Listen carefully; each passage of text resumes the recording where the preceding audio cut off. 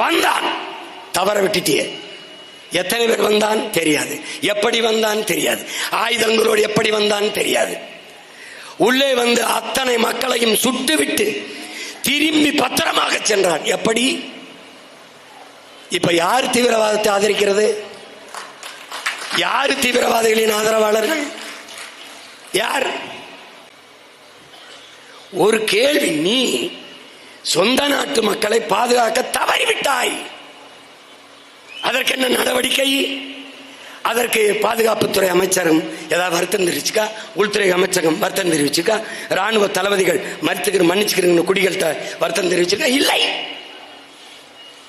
சாராயம் காட்சி வித்தவன், சாராயம் குடிச்சு செத்தவன், இதை மறைக்க 10 லட்சம் கொடுத்தவர்கள் போல அந்த செயலை மறைக்க போர். இதான் நடந்திருக்கு. எப்படி இருக்கு பேர்?